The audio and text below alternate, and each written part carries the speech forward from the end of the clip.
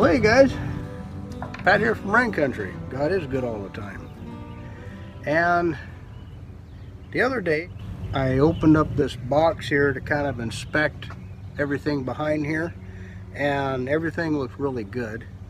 The switches have some wear on them, and I also noticed a jar of grease in there that Wood-Mizer has left in there, bless their hearts. This is the up-down function. I notice sometimes they stick. So there's a drum switch for the up-down function, and then for the feed function as well. I'm gonna go back in here because this still does stick a little bit. I thought just maybe exercising it a little bit would help to, you know, get it going again. But I notice it kind of hesitates and it sticks. Now the feed rate switch, it was hanging up just a little bit, but it's working really good now. And also with the feed forward and feed reverse switch, it's working good. So what I want to do is I want to open up this panel and gain access to it and maybe lubricate those switches while it's a nice day and it's not raining on me.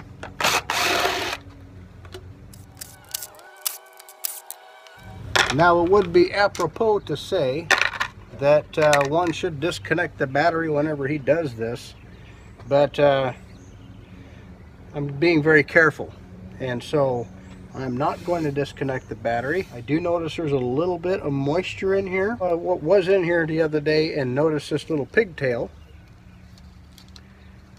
This all comes back together. This is brand new, and I was thinking it was for the laser system that you can buy for this.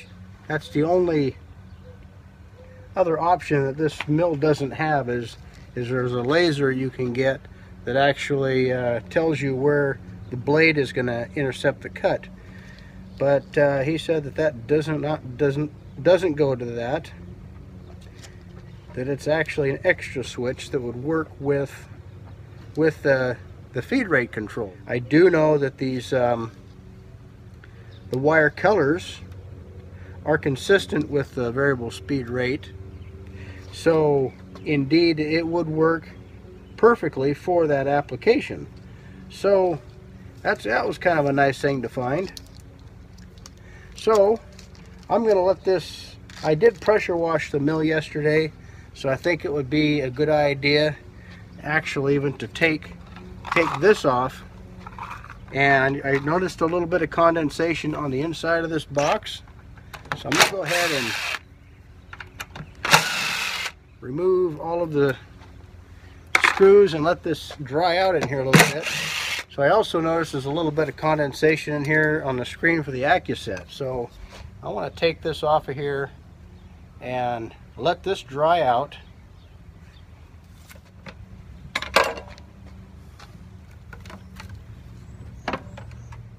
Everything looks pretty clean in here. Just clean this up right here and then put some RTV on this and seal it back up when it dries out.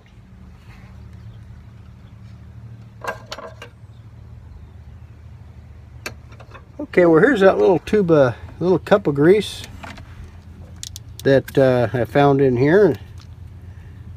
Nothing's been used out of it. So I thought about cleaning these switches up. I'm going to remove the key from the ignition so we don't accidentally operate the mill. Actually, the switches are in really good shape. I was thinking that there was more wear. I could see a little bit of a wear point on these, but you know, not looking too bad. So I thought I would take just a little bit of emery cloth and clean up these contacts what I can here, and just put a little bit of lubrication on there, and we should be back in business. Contacts over on this switch look pretty dirty. Actually, I have a stainless steel brush. I'll try that first.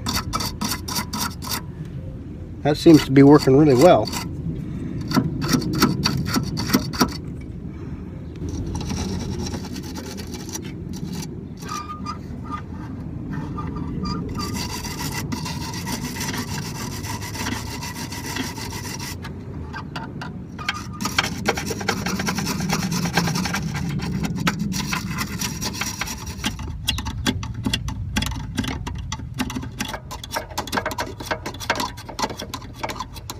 As a general rule, it's a bad idea to stick anything metal in a box like this. You never know, especially if you're unfamiliar with electronics. It's you just never know when you're going to come across make contact with ground and a hot side. Again, it's a good idea to disconnect the battery. I have not disconnected the battery. You know, it's a danger to coming into contact with ground. Even though this is painted, it could still happen.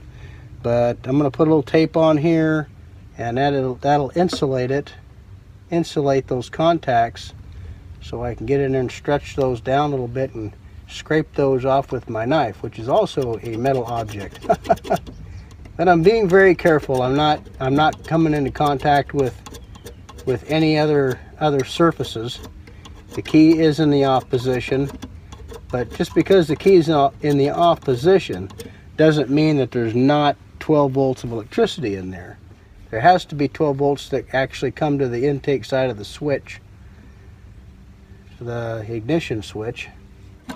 Again, you guys do this at your own risk, you know, just take reasonable precautions. Again, disconnecting the battery lead is always a good idea. You know, actually the best thing I could have done, take some emery cloth, roll it up like so, and then stick it in here and allow it to rub against the contact surfaces of the switch contacts. Now, it was the up function that was hanging up, not necessarily the down function. So when these 4 switches roll around, they make contact here, here, here, and here. Okay, those should be pretty clean.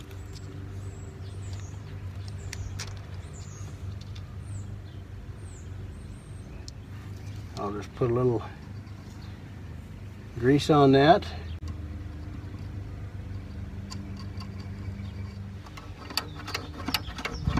Well, it feels better anyway.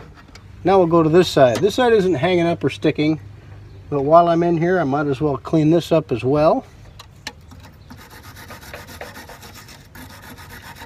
Oxidation on these switches and just dirt over time is what gets them.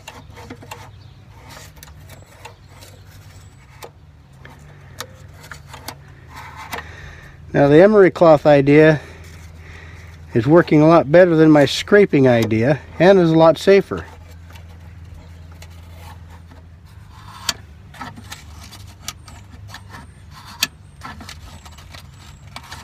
I open up the switch, close the switch, and contact both contacts on the sandpaper, and just drag the sandpaper through an emery cloth. Basically, we're just polishing these up, cleaning them off.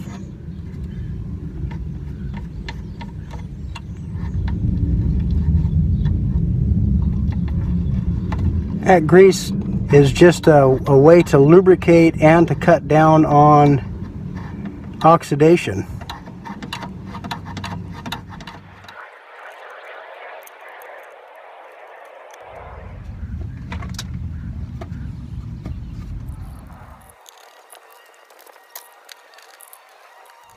Well, for right now, I'm going to leave this just finger tight so I can test this. I'm going to leave this open here to let the air continue to flow in here and dry any moisture that might be in here out. So what I'm going to do is I'm going to go ahead and just loosely install this so we have a little bit of airflow in here, and let this continue to air out.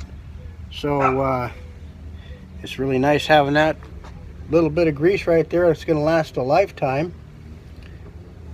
So what I'm going to do is I'm going to give this a test to see if it's hanging up. I cleaned up these masts, and they had quite a bit of rust on them.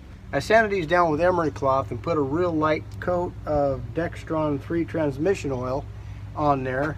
Now, Wood-Mizer advises against putting grease on these because I understand, because they'll collect dirt and sawdust, and it'll have a tendency to want to gum up these guide blocks here and prevent free movement with the saw head running up and down the mast here. So a lot of times if you have anything that gives you more friction, is going to cause your switches to work harder and draw more current. They'll wear out quicker. So go ahead and give this a try.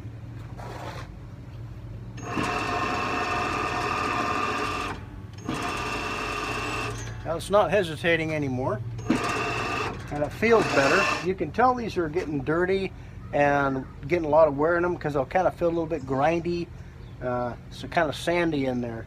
But once you put a little bit, you clean them up like we've done here, and add a little bit of lube to them, they're more responsive and they feel a lot better. Also, that helps in efficiency as well. When your switches don't kind of bounce down or hesitate when they go up or whatever, you can kind of anticipate your moves a little bit easier, and you know, your flow, I guess is what you'd call it, is a lot more consistent, so you can get better performance with yourself, your production, and also your mill. So that's working really nice.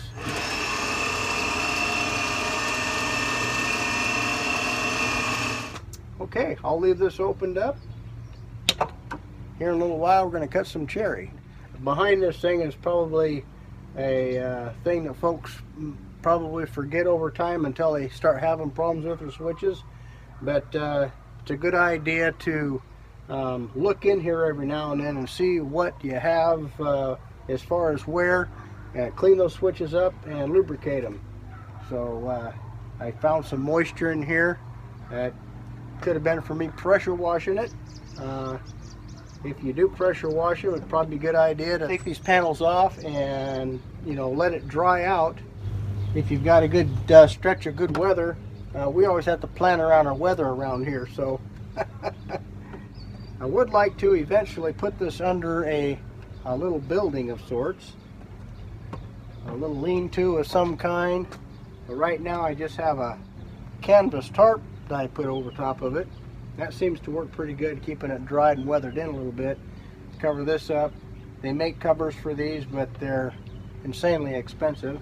But you know, it's an investment, so you might as well take care of it. But I happen to have that tarp, so no, I don't think I really need that cover that they have.